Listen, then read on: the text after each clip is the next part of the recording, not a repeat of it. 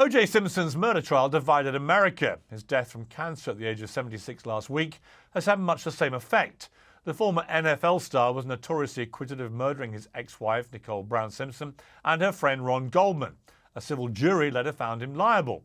Many believe he was acquitted by a jury who were angry about racial disparities in the justice system and wider society, a point controversially explained by this CNN contributor.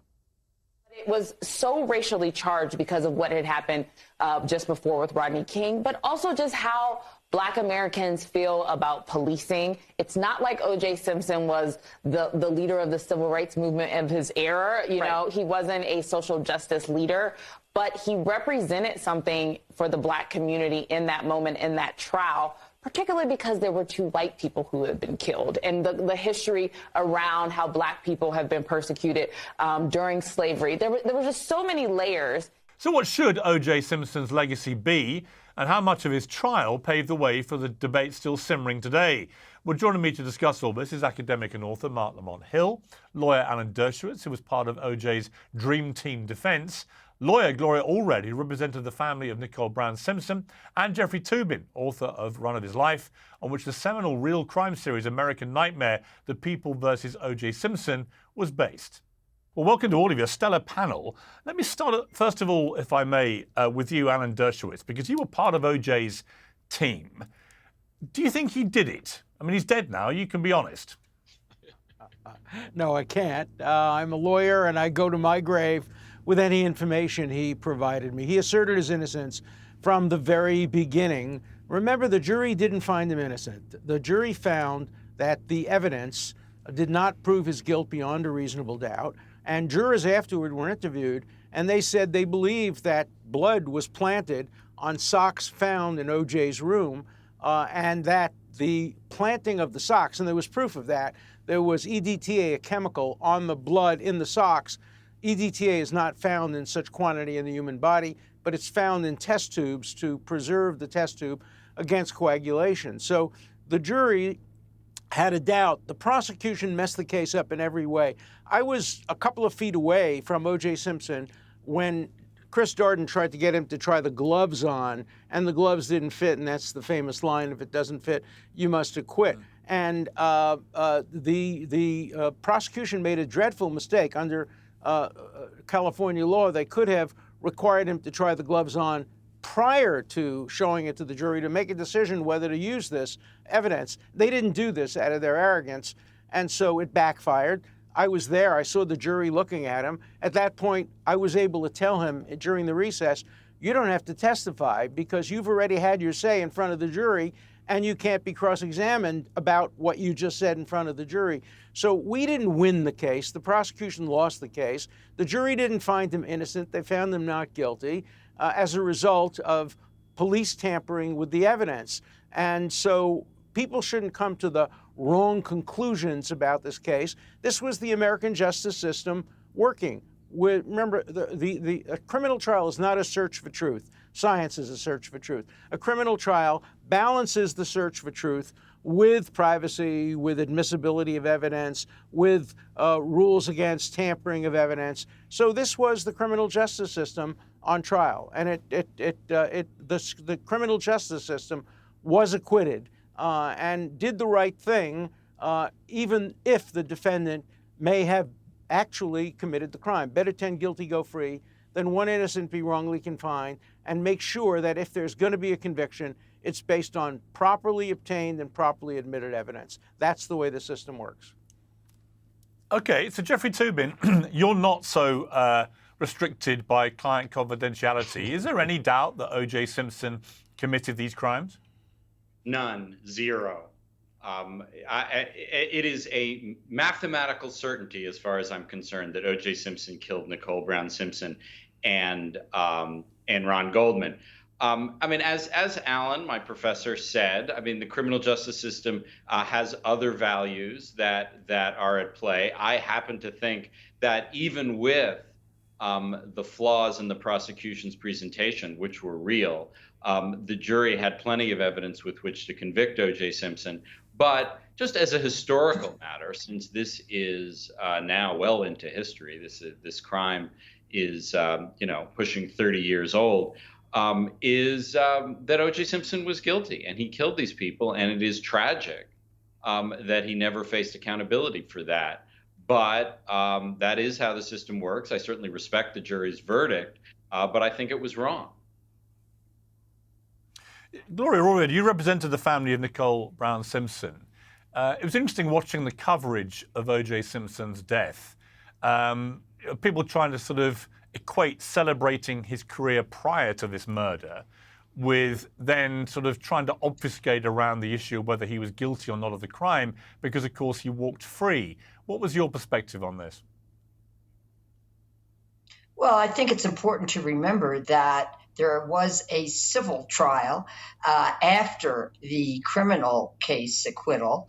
And in that civil trial, a different jury found and decided that, in fact, O.J. Simpson was responsible for the wrongful death of Nicole Brown Simpson, may she rest in peace, and also of Ronald Goldman. And so that's, even though less proof is required, a preponderance of the evidence in a civil case versus beyond a reasonable doubt in a criminal case, still, I think that it's very important to remember that a different jury did find that he was responsible for the wrongful death of two innocent human beings. And that seems to get lost in the discussion that we have been having and that many others also have. I mean, Gloria, do you have any doubt at all that he did it? I think it's clear that he did it. I stand with the civil verdict and judgment. And I think it's also important to remember that in the criminal case, Piers, he did invoke his Fifth Amendment privilege against self-incrimination and remained silent, did not take the witness stand to testify. He had that right to remain silent, and he exercised that right. However, in the civil trial, because he had been acquitted in the criminal case, double jeopardy attached, meaning he couldn't be re-prosecuted, and therefore he had to testify. He was subpoenaed, he was required to testify in the civil lawsuit, and that jury, civil jury, listened to his testimony, listened to his cross-examination, and did not believe him. And hence, that was a major reason for a different result in the civil case, because they didn't believe him. He sat there in the civil case, Piers, next to a large photograph of Nicole with a big black eye on her face that he had inflicted on her. He had pled no contest to that some years earlier, meaning he admitted it. He admitted that he did it. He had not been sentenced to even 1 minute, 1 day in jail as a result of his no contest plea to spousal battery, and he denied doing it. So having said that, no, I agree that he is and was a killer, and that should always be part of his obituary. Marc Lamont Hill, race played a massive part in this case. There's no doubt about that. And it was a predominantly black jury which acquitted O.J. Simpson of these crimes. There was a belief by many black Americans at the time that this was one in the eye back at the justice system, which they believed had been skewed so unfairly against their people for a very long time. What do you feel about that? Well, I think it's a little more complicated than that. But let me first say, this is a historic occasion. It's the first time on television that I am completely agreeing with Alan Dershowitz, while disagreeing at least slightly with Jeffrey Toobin and Gloria Allred. I think first, this was not just a black jury or majority black jury saying, hey, the criminal legal system is racist and therefore we're going to acquit. This wasn't like a nullification moment. Rather, they genuinely believed that the prosecution didn't make its case. They genuinely believed that there was a good chance that evidence was planted. Mark Fuhrman is the reason why O.J. Simpson is not in prison, as far as I'm concerned. I mean, once that man is caught sort of lying and also is effectively invokes the Fifth Amendment, at a moment where the jury is now saying, did you manufacture or plant evidence? I think any reasonable person of any race would make the determination if they're not being driven by passion and emotion, but rather what the criminal justice system demands. I think they say that the jury, or rather that the prosecution didn't make its case. I disagree with, and this goes back to your question, Piers, I disagree with Jeffrey to the extent that O.J. Simpson was absolutely held accountable. You know, if O.J. Simpson spent a considerable amount of time in prison for a crime of theft and kidnapping that no person would have done that amount of time for. If O.J. Simpson had been caught jaywalking in Los Angeles, they would have given him 20 years if they could.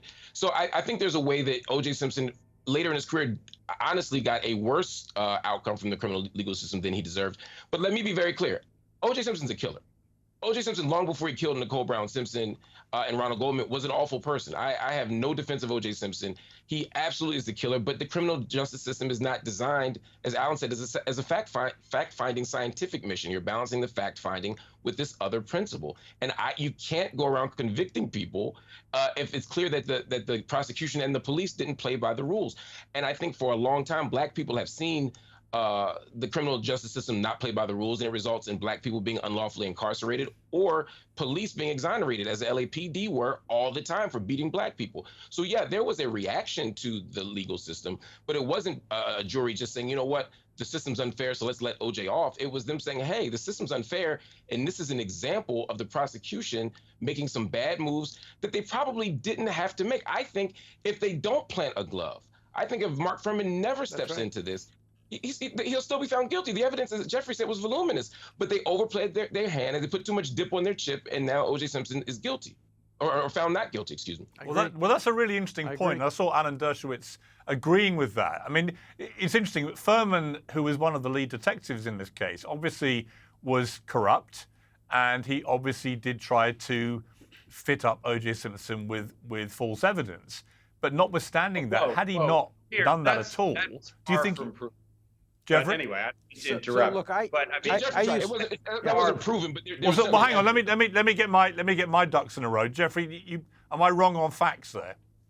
Well, the issue of whether Marc Fuhrman lied about whether he had used the N-word, and I was the reporter who uncovered the fact that he applied for a pension from the Los Angeles Police Department on the grounds that he hated Black people so much that he couldn't function as a police officer, and the LAPD rejected that request and sent him back out on the street. He was certainly a racist, but the issue of whether he planted evidence at in the Simpson case is highly disputed. I don't think he planted evidence. But the LAPD, yes, you do, Jeffrey. Yes, you do. Paid the prosecution. Yes, you do, Jeffrey. Paid the price for years of terrible conduct. The Rodney King case was only the most famous example of the LAPD's terrible treatment of Black people. That was something that the defense, quite correctly, quite understandably, played on with the jury. But whether Marc Fuhrman planted evidence is, I think, Jeffrey, not let me ask you a question. Yeah, Piers, let me ask you a question, Jeffrey. Jeffrey. To court now, but I do want to add one thing. Okay, Gloria, I know you have to go. So, Gloria, if you have your final say before we let you go, yeah. Yeah, my final say, because I'm going to another case, the Rust case, where someone is being sentenced, Hannah Gutierrez, and that is that, the system failed women who are victims of violence by their spouses or significant others. The system, in my opinion, is still failing victims of violence. And yes, it's important to consider, what law enforcement does, what the police do, but let's not forget there are many men who are killing their wives, their significant others, and there is still not justice for victims of violence. And it is shown in this case in a big way, but still 30 years later, the system has a long way to go. Thank you very much, Piers, for inviting me today. Gloria, thank you very much. I know you have to go, so thank you very much indeed for taking the time to join us. Alan Dershowitz, let me come to you. Gloria. Yeah, I think we can probably all agree about what Gloria just said. But in relation, challenge. Alan, to what your former pupil said, Jeffrey, Alan Dershowitz, you wanted to counter what he said.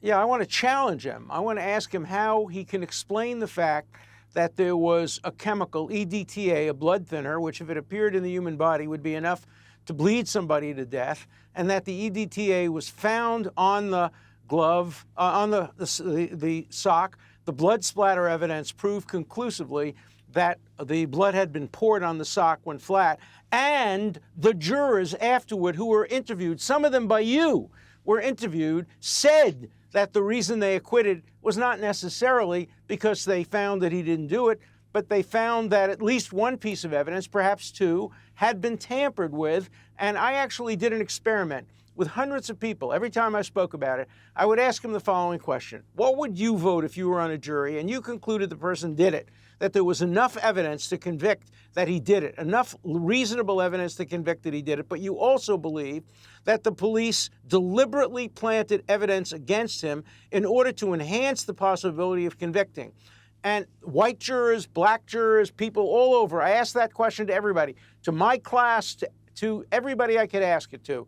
And the vast majority of people, white and black, said they would not convict under those circumstances. So, Jeffrey, how do you explain the presence of EDTA, a blood thinner, found in test tubes but not found in the human body, on the sock that was used as evidence against him? How do you explain it? Why do you think that the evidence wasn't tampered with?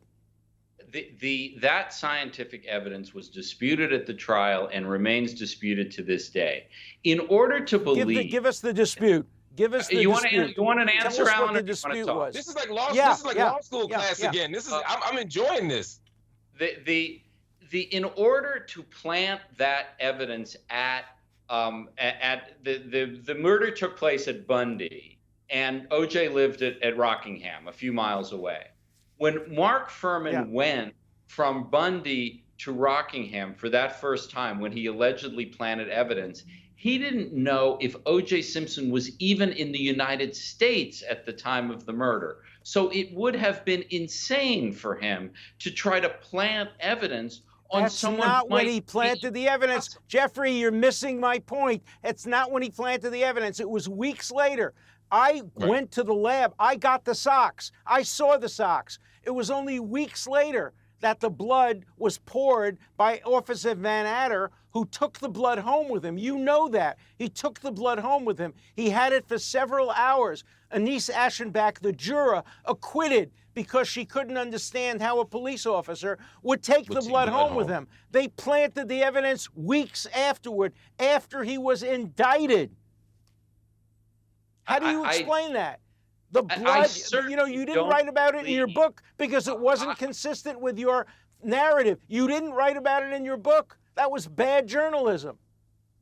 Alan, the idea that Van Adder, who was a lummox of a detective, had the energy and intelligence to plant evidence on DNA where he barely even understood the process, it wasn't DNA. It was pouring blood on a sock. Jeffrey, you're misleading the people. He took the blood and he poured it on the sock. It had nothing to do with DNA. There is no direct evidence of that. No one saw him do it. There is direct evidence of that. No, there's not direct evidence. Read my book, Reasonable Doubts, in which I put this in, and I quote the jurors, and I quote the evidence, and I quote the scientists. You're not giving us the straight poop. Tell us what the contradictory evidence was. How do you dispute the fact that there was EDTA on the sock? They admitted it. That there were other people in the lab, none of whom saw Van Adder do this. Van Adder had no history. It wasn't in the lab. It was at his home. Jeffrey, it was at his home. Let me just jump in for 1 second, guys. What I'm hearing from Jeffrey, though, is an interesting point, which is that there's no direct evidence, there's no incontrovertible evidence that it was Van Adder who did the tampering. But Alan's point is still a strong one, which is there is considerable evidence, overwhelming evidence, that the evidence was tampered with and that someone poured blood on a sock. Let's say it's not Van Adder. The point still is the sock was Van Adder. I'm not saying it wasn't. My point, though, is even if I accepted Jeffrey's point that it wasn't him, the point to me, and as a juror, if I'm watching this, I don't care which person planted it. I don't care who put the chemical on it. I just know that the evidence was planted weeks after the arrest, and that raises more than reasonable doubt. I don't think this is a tough case here. Well, I think why it's didn't a very you write tough about case. it in your book, Jeffrey? Why didn't you write Alan, about it in your book? I don't remember why I didn't write about it in my book, Alan. I do remember. I do remember why you didn't write about it in your book, because you didn't want to present evidence that undercut your own thesis of guilt. You weren't a fair writer when it came to describing the facts. At least write about it. Put the evidence forward. Put the evidence forward that you think is contradictory. You're saying it's contradictory. You haven't given us one bit of evidence. Tell me the name of the person, the expert who testified that there wasn't EDTA. There were none. They all admitted it. This is a case of a domestic violence homicide where a man with a cut on his left index, his left middle finger, walked away from the crime scene bleeding and bled at the crime scene. I'm disputing your conclusion. Size 11 Bruno Magli shoes that he was photographed in. I'm not disputing any of that. But you're missing the point. I want to know what your evidence is that there wasn't evidence tampering.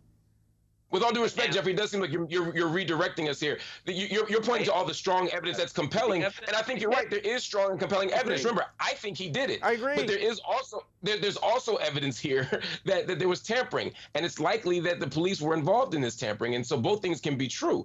It seems to me that, and I haven't heard you respond to the EDTA point here. On what basis would we believe that chemical could be there other than through tampering?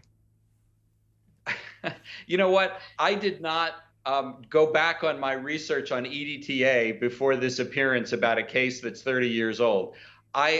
This was disputed. Go back now. Well, okay, I'll do that, Alan. But the idea that we are sitting here fixated on one piece of evidence when there was so much evidence against O.J. Simpson that it is, But Jeffrey, if I may jump in, let me jump in. Apart from anything else, I find this it's fascinating. It's like being back in the courtroom at the time, honestly. But I think, Jeffrey, the key point here surely is if we accept, as Alan has forcefully presented, if we accept that the police did literally fit up the blood on the sock evidence, as Marc and Alan have both said, that was probably a major factor in this jury deciding not to find him guilty. So it was a crucial point. Maybe the most crucial point. It could well be. But I mean, this is also a philosophical debate about the criminal justice system that, is it a method for policing, for disciplining and punishing police misconduct, or is it a search for the truth? And, I think even if the jury thought the evidence was tampered with, which I don't think it was, but even if they thought that, the idea that you would let O.J. Simpson go is wrong. And I don't think, in light of all the evidence that he was of his guilt, I don't think you punish society and you punish the victims and their victims' families by acquitting him, even if you have questions. So you're against the Constitution. You're against the Constitution. The Constitution provides for an exclusionary Hang on, don't talk over each other. The Constitution says you acquit the guilty if the evidence was improperly obtained. Jeffrey, rewrite the Constitution. Undo Mapp versus Ohio. But the law is clear. If the evidence was illegally obtained, the defendant can't be convicted based on that evidence, even if the defendant is guilty. This is a philosophical dispute that was resolved in Mapp versus Ohio in 1962. You don't like it, but that's the law. I read Mapp versus Ohio, which provides only for the exclusion of improperly obtained evidence. It does not say that you have to acquit people if all the other evidence finds that they're guilty. You know that, No, so Alan.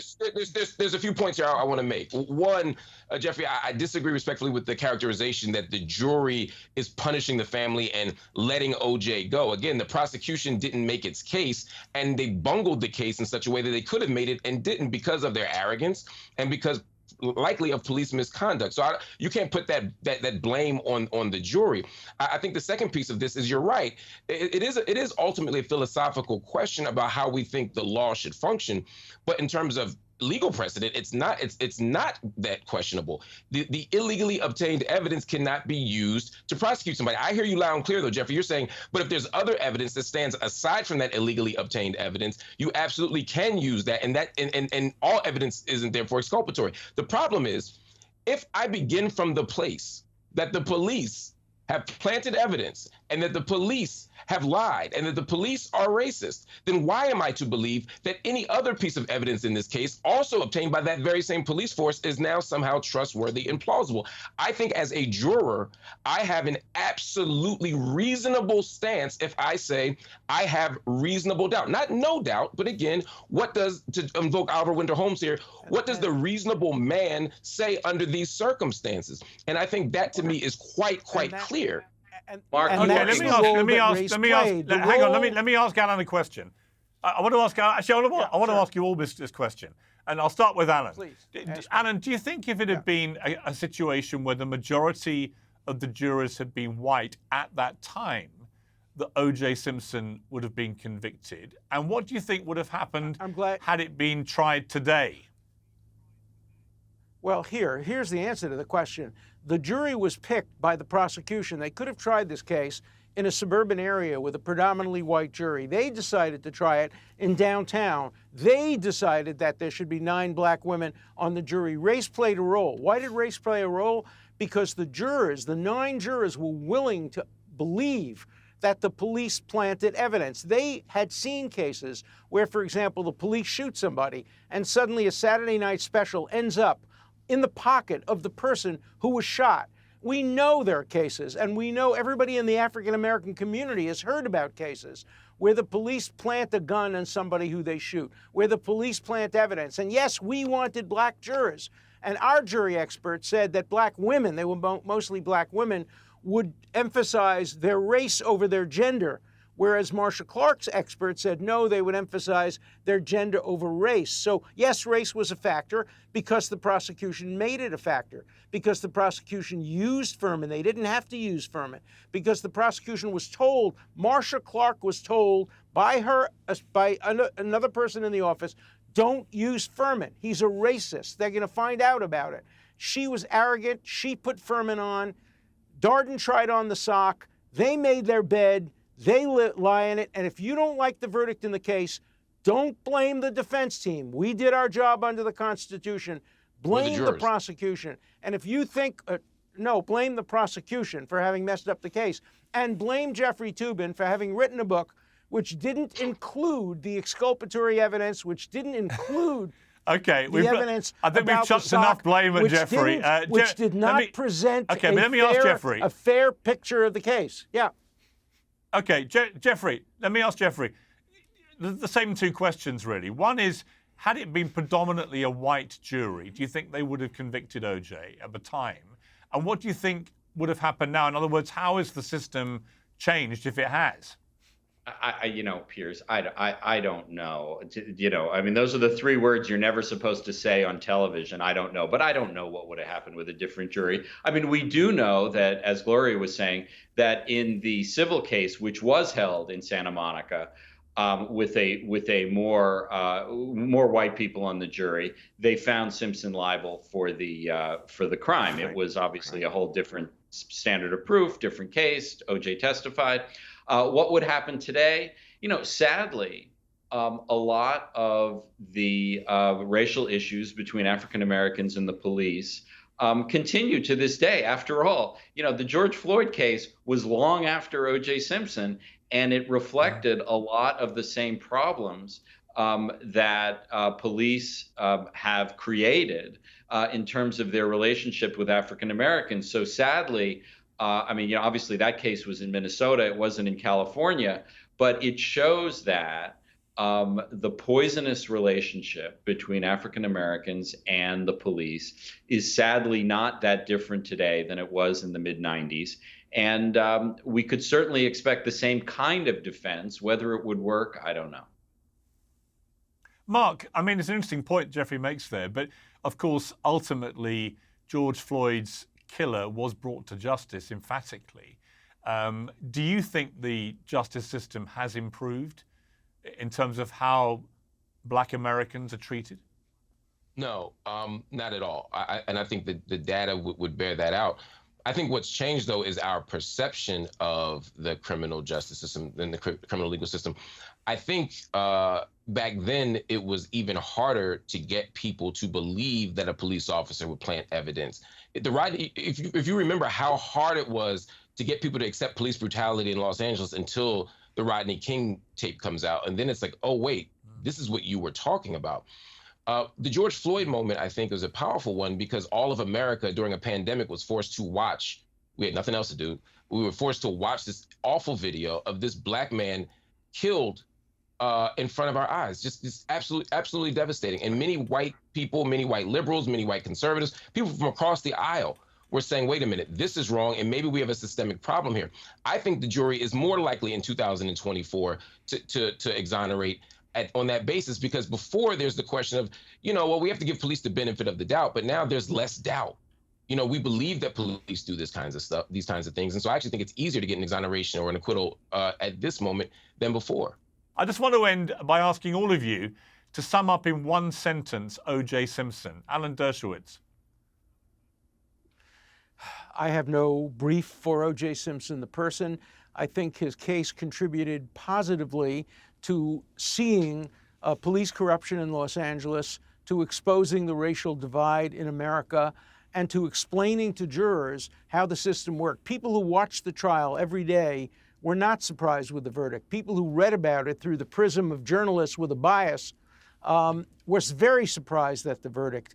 And I see some of the same thing going on today as we begin the trial of Donald Trump. That trial is not on television, and everybody will read about it through the prism of CNN and the New York Times, and they'll get their judgments about the case not live, not direct. And I think that that's a shame that in America, every trial ought to be televised. We ought to see the way our system works. We ought to see the flaws in our system.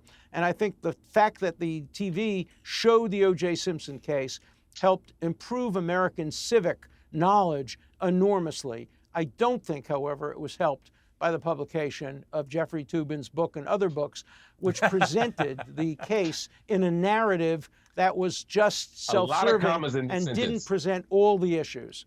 Yeah, and I wish people would go back and look at his book and make a judgment about that, and then look at my book and see the difference between how the cases were presented. It's as if we were listening. Well, actually, I want to go back and read both your books, but cases.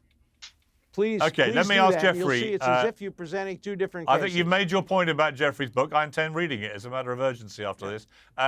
Jeffrey, how would you sum up O.J. Simpson? He should have died in prison. Wow. Emphatically put. Mark? O.J. Simpson was an awful, awful human being. He was a liar. He was an abuser. He was a killer.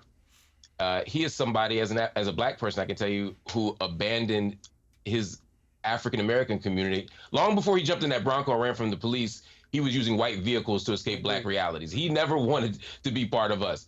And so I have no regard for O.J. Simpson. And it's unfortunate that he became a symbol of the flaws and the fractures in America's criminal legal system. It's unfortunate that the prosecution made such an awful series of errors that allowed for his acquittal to happen. But let's be very clear. His acquittal was right. It was fair. It was just. It was necessary. It was American law. You let 10 guilty people go rather than let one innocent person be caged. That's just what it says. And it's unfortunate that only when it's OJ do we see this outrage about that principle. So I hate that it was OJ, but it still had to be OJ. That's just the reality of it. Right. Right. Marc Lamont Hill, Alan Dershowitz, Jeffrey Toobin. A brilliant debate. Thank you all very much indeed. Much appreciated. Thank you. Thank you. Cheers.